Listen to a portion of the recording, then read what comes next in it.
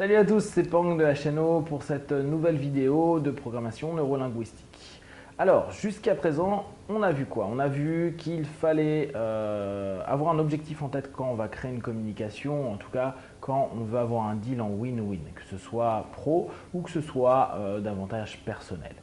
À partir de là, on va créer un rapport, en tout cas un premier contact, et dans ce contact-là, on va prendre attention au rapport au travers du mirroring, du pace et du lead. Okay, ces notions-là peuvent créer une tranche chez notre partenaire, notamment si vous rajoutez les questions afin d'offrir à votre partenaire une focalisation interne qui va contourner le facteur critique et permettre petit à petit d'obtenir davantage de contact avec. On a au travers de ça, pour questionner, on peut utiliser les niveaux logiques, on peut utiliser tout ce qui va être lié à leur moteur de motivation et on a également dans l'ensemble des réponses qui vont nous être données différentes choses à observer, notamment les métamodèles, c'est-à-dire comment ils constituent ses réponses et est-ce qu'il fait plutôt des généralisations, est-ce qu'il fait plutôt des omissions, etc. À partir de là, ça va vous donner d'autres questions potentielles à poser et petit à petit, toujours garder en tête votre objectif afin de pouvoir l'obtenir. Bien sûr, dans toute cette démarche-là, vu que vous êtes dans du win-win, il est vraiment important que vous fassiez attention à votre partenaire, que vous soyez ouvert à ses réponses, que vous preniez note des points essentiels afin de pouvoir vous connecter au mieux et que les deux puissent vraiment obtenir quelque chose de positif. Il y a par contre dans la PNL, dans tout ce qui est travaux au niveau de l'influence, certaines techniques que l'on connaît, comme par exemple le pied dans la porte. Alors vous avez certainement déjà entendu cette technique-là. En réalité, c'est demander au niveau progressif, c'est-à-dire que vous n'allez pas directement demander 50 € à un pote ou vous n'allez pas directement demander le numéro de téléphone à une fille que vous venez de croiser dans la rue. Vous allez d'abord passer par un palier. C'est-à-dire, très souvent, le pied dans la porte, c'est pour aller au contact de quelqu'un, par exemple dans la rue, on utilise beaucoup le bonjour, est-ce que vous avez 5 minutes ou est-ce que vous avez l'heure? Le est-ce que vous avez l'heure est plutôt pas mal. Pourquoi? Et ils ont fait pas mal de tests en psychosocial. À partir du moment où on arrive pour demander 1 € pour un ticket de métro et qu'on arrive directement à faire bonjour, est-ce que vous auriez un petit euro pour que je me paie mon ticket, la plupart du temps, il y a des réponses négatives. Par contre, si on arrive vers les personnes et qu'on dit bonjour, est-ce que vous avez l'heure et que la personne la donne et après faire, est-ce que vous avez une seconde en plus, est-ce que vous auriez 1 € à me dépanner pour me payer mon ticket de métro, il y a davantage de réponses positives. Alors, bon, c'est quelque chose qui est très souvent utilisé, alors notamment dans le business, mais vous pouvez, vous, au travers de votre orientation de PNL interpersonnelle, y penser. À chaque fois, demander petit, enfin, pas à chaque fois, c'est une des techniques. Il est possible de demander petit pour, après, obtenir quelque chose d'un peu plus gros. Il y a la notion inverse qui est la porte au nez. La porte au nez, c'est l'inverse. C'est-à-dire que vous allez voir une personne et dire est-ce que je sais pas, vous avez envie d'une fringue particulière chez un pote et que vous trouvez que c'est super sympa et que vous aimeriez bien qu'il le prête. Et ben, vous arrivez et vous prenez par exemple l'idée de ah, tu pourrais pas me prêter ton sweat et ce t-shirt là et ce truc là parce que j'ai une soirée bientôt et je trouve ça génial, tu pourrais me le prêter. Vous savez que votre partenaire, votre pote, c'est pas trop son truc et qu'en plus c'est son sweat préféré, je dis n'importe quoi, il va vous dire non. Et ben vous allez enchaîner avec bon bah c'est pas grave, est-ce que tu peux simplement me passer juste pour 2 jours ce t-shirt là. Et il y a de fortes chances parce qu'il a refusé quelque chose de macro, de gros, et ben qu'il accepte quelque chose de petit. Et donc c'est une manière d'entrer. Est-ce que tu peux me prêter 50 €? Tu te fous de ma gueule, j'ai pas 50 €. Ok, est-ce que tu aurais 2-3 € à me dépanner? Forte chance que la personne l'accepte. Donc, c'est des manières qui sont utilisées beaucoup dans la PNL, qui sont énormément enseignées dans tout ce qui est vente, qui est intéressant pour moi que vous puissiez en tout cas connaître. Il y en a un autre qui s'appelle pied dans la bouche, si ma mémoire est bonne, qui est le principe de parler d'abord avec une personne avant de lui demander ce que l'on veut. En fait, ils se sont aperçus, Cialdini en parle bien, on va en parler de Cialdini, que quand on appelle une personne au téléphone pour lui demander quelque chose, notamment une pub ou lui vendre une pub, poser des questions et faire parler la personne sur elle-même, c'est pour ça que je vous disais, il est impératif que vous posiez des questions, va donner beaucoup plus de facilité après pour passer la suggestion, nous dans notre cadre, mais eux c'était les notions commerciales qu'ils ont à proposer après. Donc pensez-y, ça fait des petits facteurs qui peuvent être intéressants, le pied dans la porte, le pied dans la bouche et la porte au nez. Trois petites choses que vous verrez très facilement sur internet, il y en a d'autres. Si ça vous intéresse, je les retrouverai, je ne les connais pas tous par cœur parce que j'estime que ce n'est pas ce qu'il y a de plus important dans la PNL, même si beaucoup de personnes, j'ai eu pas mal de mails à ce niveau-là, aimeraient connaître plutôt les choses pour influencer au travers de la PNL. Alors, au travers de la PNL, il y a des méthodes, ces petites méthodes un peu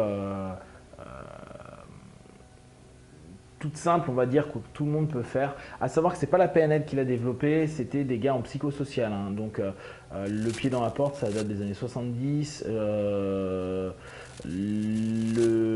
pied dans la bouche, c'est dans les années 90. Donc, c'est quelque chose qui a été beaucoup développé en psychosocial.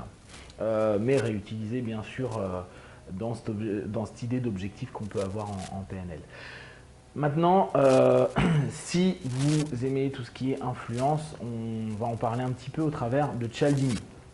Donc, Cialdini, c'est un homme qui a beaucoup bossé sur tout ce qui est manipulation et influence. Vous pouvez trouver son bouquin qui s'appelle Influence et manipulation d'ailleurs. En français, c'est un bouquin bleu de mémoire. Vous le trouvez à la FNAC ou à Amazon, hein, il y a partout. Si vous aimez bien lire et comprendre un peu comment fonctionnent les rouages et pas simplement avoir un bouquin que de technique, mais vraiment comprendre comment ça fonctionne dans les concepts, je vous le conseille très sincèrement. Alors, il a défini quoi? Il a défini qu'il y a des leviers d'influence que tout le monde utilise. Ok. Et très souvent inconsciemment. Comme je vous ai dit à un moment, la PNL, tout le monde en fait depuis qu'il est né. Seulement, il y en a qui le font naturellement bien. C'est pour ça qu'on a appris à les modéliser. Et d'autres qui le font un petit peu moins bien. Mais tout le monde peut apprendre à modéliser et donc à faire comme ceux qui sont très doués. Donc dans ça, il y a quoi? Il y a dans ces leviers d'influence, va y avoir la réciprocité. Va y avoir l'engagement, la cohérence, va y avoir la rareté, va y avoir l'autorité, va y avoir la sympathie et va y avoir la preuve sociale. Donc, on va pas peut-être tous les voir sur cette vidéo-là, on va voir le temps que ça dure, mais globalement c'est intéressant de garder ça en tête. La première chose que moi je trouve qui est bien à se rendre compte, c'est la réciprocité. Alors, en levier d'influence, la réciprocité. On est toujours dans notre contexte PNL, on pense bien. On a notre objectif en tête, on a rencontré les personnes qu'il fallait, que ce soit en privé ou en pro, et on va travailler sur une notion où on va vouloir influencer les personnes pour aller vers l'obtention de notre objectif. Le principe de réciprocité est un principe tout simple qui est « je vais te donner quelque chose », que ce soit physique ou émotionnel. Ce qu'en AT, on pourrait appeler un stroke, par exemple, si je te donne un stroke positif, il y a de fortes chances que tu m'en redonnes un. Pourquoi? Parce qu'on a une espèce d'instinct de dès que tu me tends quelque chose, te retends autre chose. Dès que tu me donnes quelque chose, j'ai l'impression que je te dois quelque chose. Et ça, c'est important, cette idée de se dire je te dois quelque chose. Parce que tout le rapport de réciprocité fonctionne comme ça. D'ailleurs, on le sait tous, hein, tiens, c'est bizarre, il m'a donné ça, qu'est-ce qu'il veut me demander? Alors, bien sûr, ça sera plus ou moins subtil. Il y a des petites choses qu'on peut donner, où dans l'idée, l'objectif n'est même pas tout de suite d'avoir une réciprocité, mais souvenez-vous le nombre de personnes qui vous ont dit « Oui, mais tu te souviens le jour où j'étais là pour toi, le jour où je t'ai donné ça ?» Et eux, ils s'en souviennent. Hein. Alors que peut-être même l'objectif qu'ils avaient au départ quand ils ont donné la chose n'était pas quelque chose de il me le rendra un jour. Mais quand on en a besoin, on fait beaucoup interagir le rapport de réciprocité.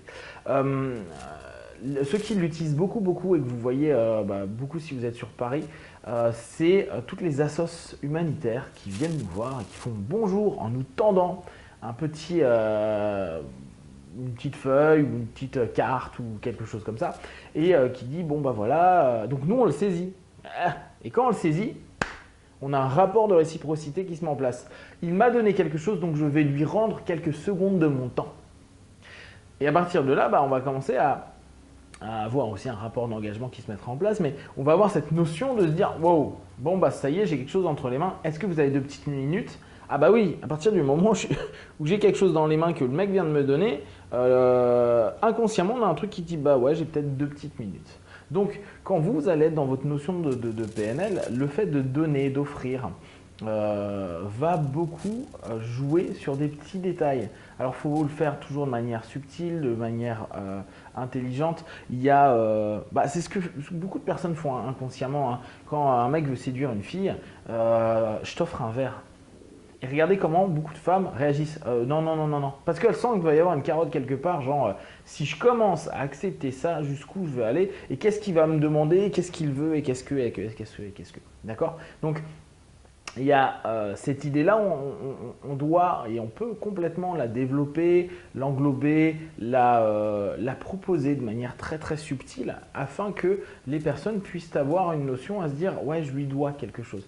Attention, je vous rappelle, l'important dans la PNL interpersonnelle telle que moi je la vois, c'est du gagnant-gagnant. Si vous êtes là pour carotte la personne, pour lui faire un coup de crasse, vous allez le payer. Vous le paierez peut-être pas maintenant, peut-être pas dans 1 ou 2 ans. Vous allez le payer dans le sens où vous allez prendre une habitude de vouloir toujours gagner sur une autre personne. Et il se peut que sur les années, vous ne savez pas à qui vous le faites et comment. Alors d'autant plus dans le business, où au fur et à mesure, vous créez un réseau et que l'une des choses les plus importantes qu'on a surtout dans tout ce qui est interpersonnel et alors dans le business, mais aussi dans le perso, j'ai envie de rencontrer de nouvelles personnes, c'est mon réseau la plupart du temps qui va me permettre de, et si ce n'est pas mon réseau, je vais partir sur un réseau virtuel et recréer un nouveau réseau. Donc, cette notion de réseau a de l'importance. Si à un moment où vous êtes reconnu ou réputé pour faire des sales coups, vous risquez de perturber dans le réseau tout ce rapport-là.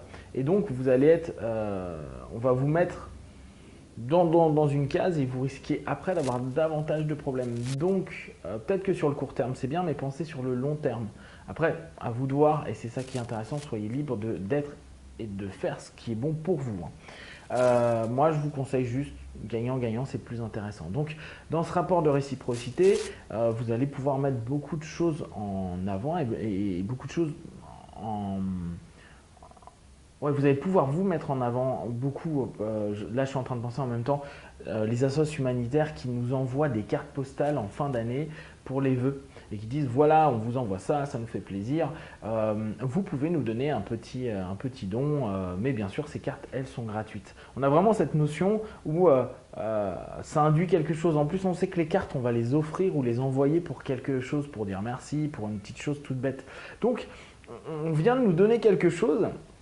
Et on ne sait pas trop comment remercier. Alors peut-être qu'on ne va pas remercier la Croix-Rouge tout de suite, mais peut-être dans 6 mois, quand ils vont me faire une relance, moi je vais me dire je peux bien leur donner 3 euros, 6 euros, 10 euros. Parce qu'inconsciemment, dans notre subconscient, on a gardé cette idée de eux, ils m'ont donné quelque chose.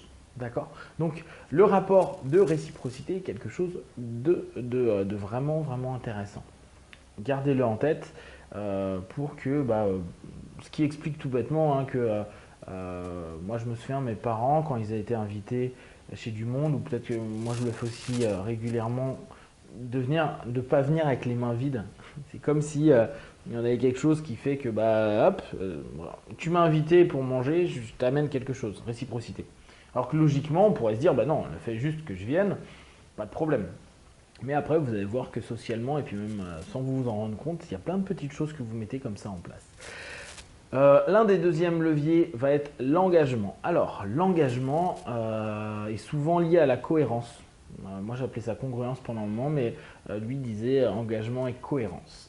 Alors, l'engagement, c'est quoi? C'est à partir du moment où on a commencé à s'engager dans dans un chemin, il est très difficile d'être non congruent par rapport à ce qu'on fait. C'est-à-dire que j'avais bien aimé l'exemple qu'il avait donné de Cialdini, je vais vous le donner en version un peu plus moderne, parce que je l'ai vu avec beaucoup de potes, et moi le premier à l'avoir fait. C'est je vais me former quelque part. Ok, je viens de dépenser X centaines, voire X milliers d'euros. Je fais toute la formation ne me convient pas. Par contre, vu que c'est en niveau 1, 2, 3, 4, à chaque fois que j'y vais, je me dis mince, ça ne me parle pas, c'est pas quelque chose de top. Par contre, on est toujours en train de me vendre que après je vais voir une super technique. Donc moi je me dis waouh, j'ai envie d'apprendre la super technique. Et je me suis déjà engagé au niveau 1 où j'ai déjà payé, je me suis déjà pré-engagé par rapport au niveau 2. Donc je vais petit à petit, au travers d'un système qui pour moi à ce moment-là ne me parle pas du tout, continuer mon engagement pour me dire jusqu'au bout, tiens peut-être que je vais voir les techniques que j'ai envie de voir et apprendre ce que j'ai à apprendre. Si à ce moment-là, j'ai un pote qui arrive et qui me dit ouais mais Pank, c'est de la merde ce que tu fais, c'est pas bien, ça te convient pas, c'est pas le truc. Vu que je me suis engagé dans cette dynamique-là, il est souvent très très très difficile de remettre en question. Donc là, on a un engagement et surtout une cohérence vis-à-vis de nous-mêmes. Attends, je reste cohérent, je viens de payer 2000 € pour faire ça, le mec me dit que le système fonctionne et que je vois des gens qui ont l'air d'aller mieux. Je ne peux pas dire tout de suite que l'investissement financier, l'investissement temps, l'investissement émotionnel que je viens de faire ne sert à rien parce qu'à l'intérieur de nous, on aura une espèce de notion de non, ça voudrait dire que petit 1, je me suis fait carotter, donc je me suis fait avoir, donc je suis nul, donc je suis un idiot. Et effectivement, je viens d'investir dans un truc qui, pour moi, ne vaut rien. C'est hyper dur à faire. Souvent, on le fait avec le temps. Genre 5 ans après, 10 ans après, on s'achète une caisse, on s'achète une petite voiture. Mais on ne s'est pas écouté. On a écouté peut-être plus le vendeur, plus sa femme, plus ses potes. Bon, la voiture, on l'a. Puis quand on l'a revendue, quand on en parle quelques années plus tard, on fait ouais, quoi, bon, cette voiture ne me plaisait pas. Par contre, quand on l'avait, on disait ah non, non, mais je suis super content de la voiture parce qu'on est cohérent par rapport à l'investissement qu'on a eu. Peut-être qu'on avait même un crédit dessus et que c'est super compliqué pour nous de se dire non, je me suis engagé quelque part. Et derrière, en fait, je me suis engagé dans un truc pourri. Ça nous remet trop en question et c'est pas du tout rassurant. Donc, très souvent, vous allez voir que faire signer un contrat, c'est quelque chose où on fait un engagement vis-à-vis de quelqu'un. Parfois, il y a des personnes ou des groupes de personnes qui vont dire voilà, moi, je ne demande rien, juste un engagement moral. Fait pour que la personne se sente engagée et obligée de continuer parce que sinon ça ne serait pas cohérent vis-à-vis de lui. La plupart du temps, on fait en sorte qu'il y ait une espèce de preuve publique du genre on est dans un groupe de potes, on attend quelque chose d'un pote spécialement et on le fait dire devant tous les autres potes. Donc ouais, alors tu m'as dit que tu me ferais ça. Hein. Là, tout le monde a entendu. Hein. Vous êtes d'accord hein. Il va me faire ça, il va me donner ça, il va m'offrir ça.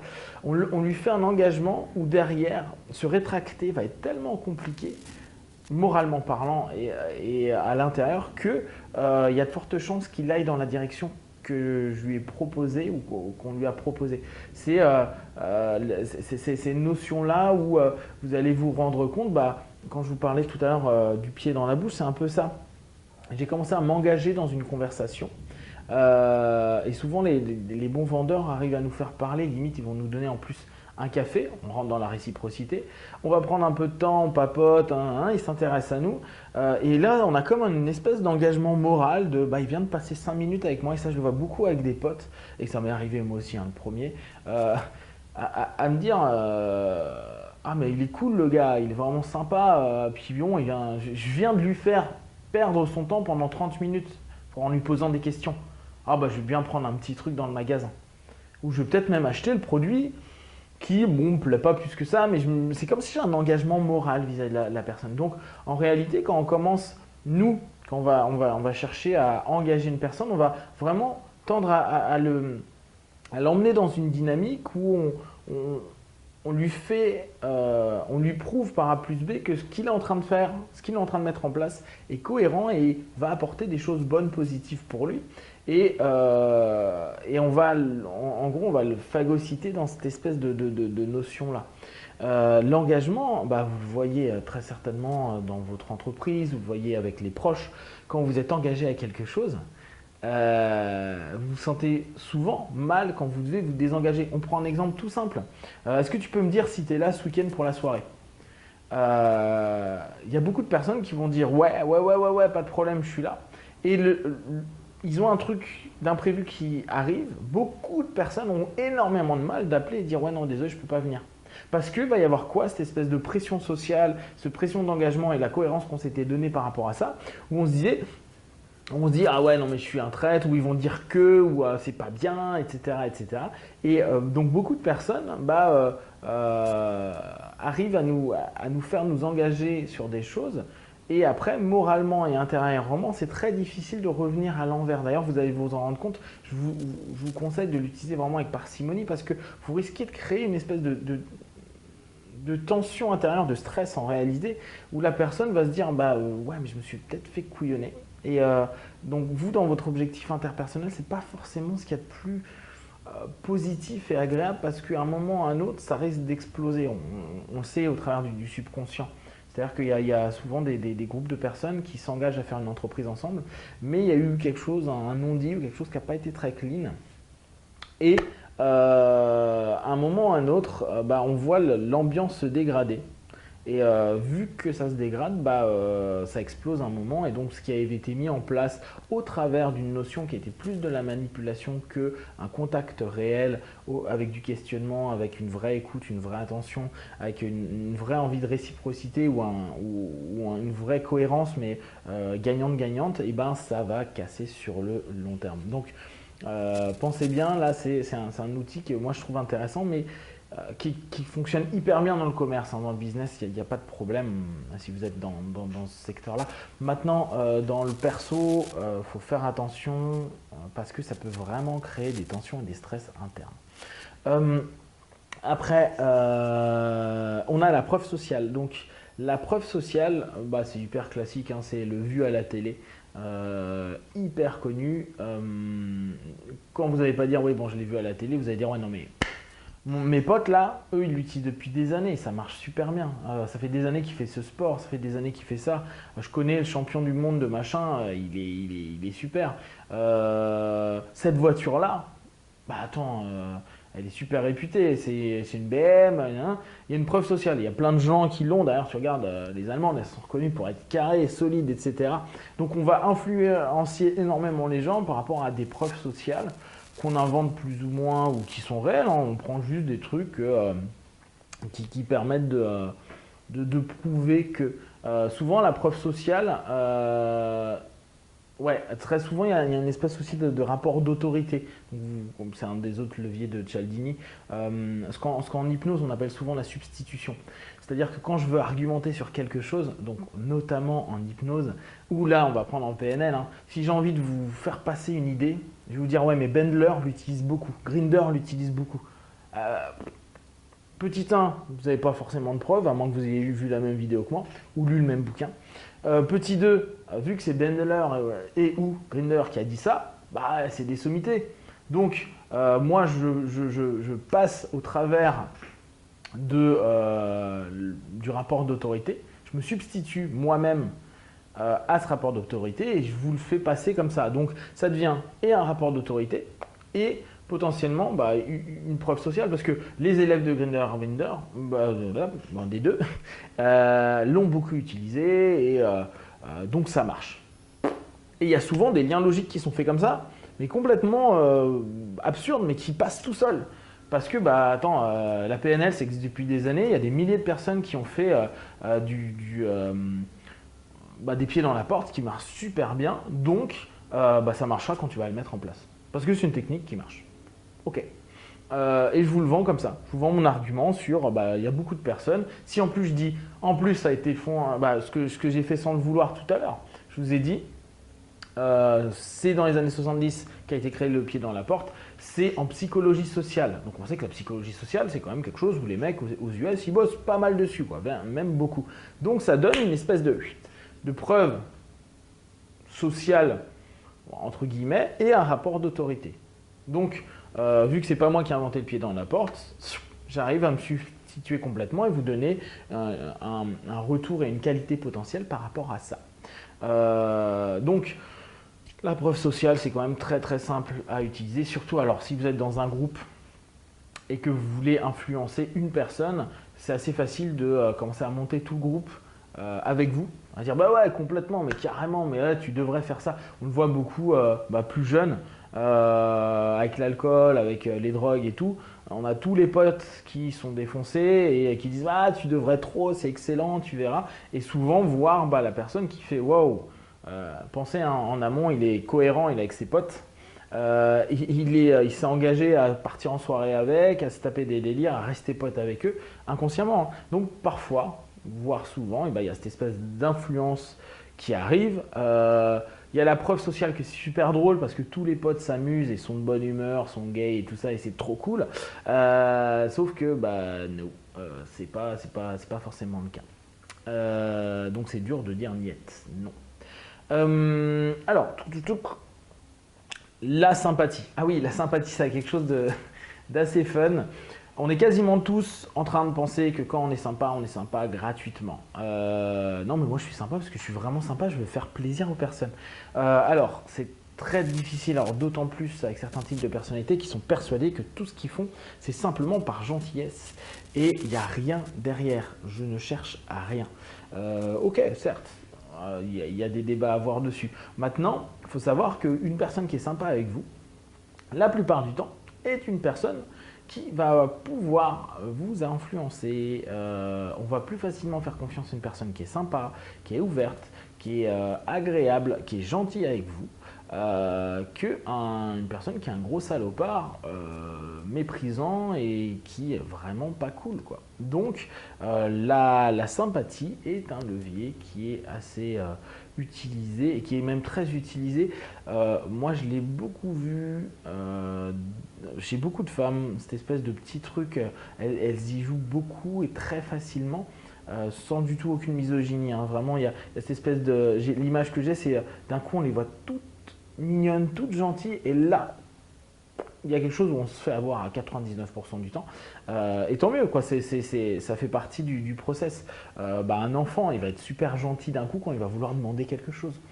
D'ailleurs, on le voit tous, hein.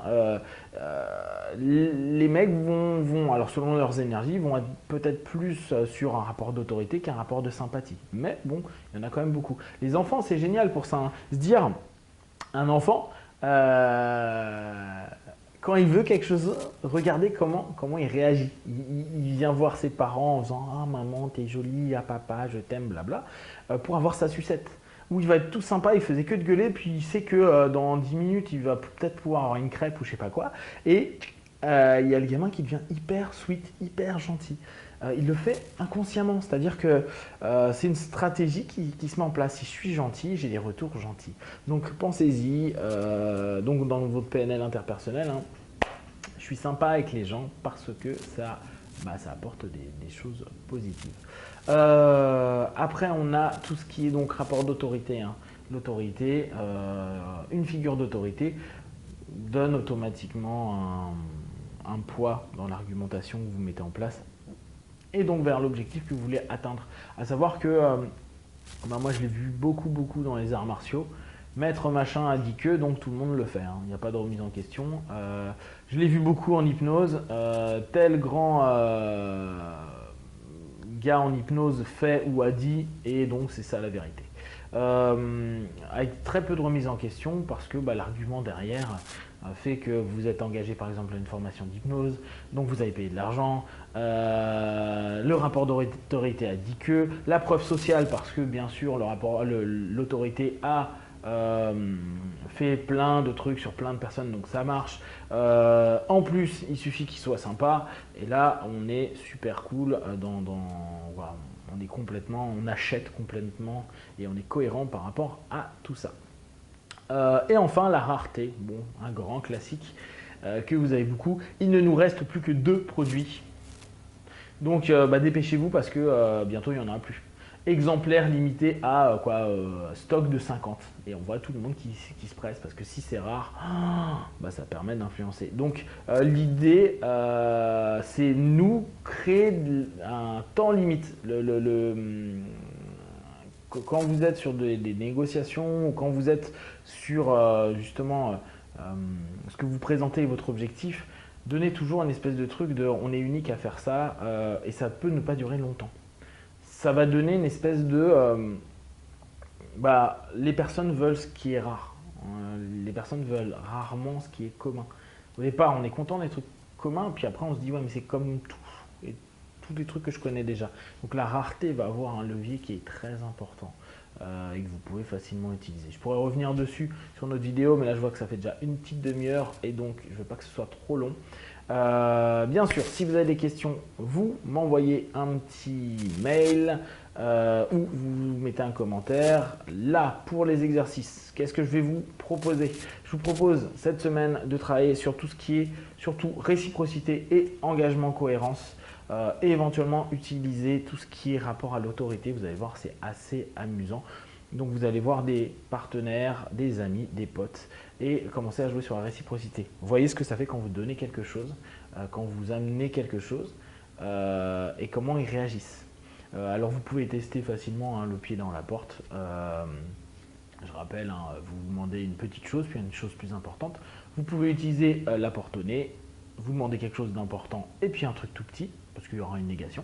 Et le plus simple, je pense, à mettre en pratique, ça va être le pied dans la bouche qui va être tout simplement faites parler. Donc posez des questions, on revient à ce qu'on a déjà travaillé, posez des questions et après, petit à petit, orientez vers ce que vous souhaitez, c'est-à-dire demander ce que vous avez envie et vous verrez que potentiellement, ça va fluidifier les choses. Donc une manière toute simple de le mettre en place. Voilà, donc si vous aimez cette vidéo, mettez-moi des commentaires et surtout posez-moi vos questions. Partagez si vous trouvez que ça peut être utile pour des personnes proches de vous. L'idée, c'est toujours de tester, de voir, donc étudier, tester. Concluez, voyez si ça vous convient, ça ne vous convient pas. Si ça vous plaît, vous partagez. Sinon, vous zappez, n'oubliez pas. L'important, c'est que vous gardiez votre esprit le plus ouvert possible à vous dire j'aime ces méthodes ou j'aime pas cette méthode, je prends ça et je retire ça. Le plus important, c'est de créer ce qui vous convient à vous, pour que vous vous améliorez là en ce moment dans la PNL interpersonnelle. On va peut-être passer, je verrai dans la semaine prochaine ou dans les semaines à venir, sur de la PNL plus coaching, c'est-à-dire plus thérapie, mais voilà, j'aime pas le terme, non, vraiment coaching, se motiver, modéliser, avoir de la niaque, réussir, be a winner, quoi. Ça c'est très PNL à la Tony Robbins. À vous de me dire, moi vraiment, si vous voulez qu'on voit d'autres choses, il y a plein de choses encore en PNL.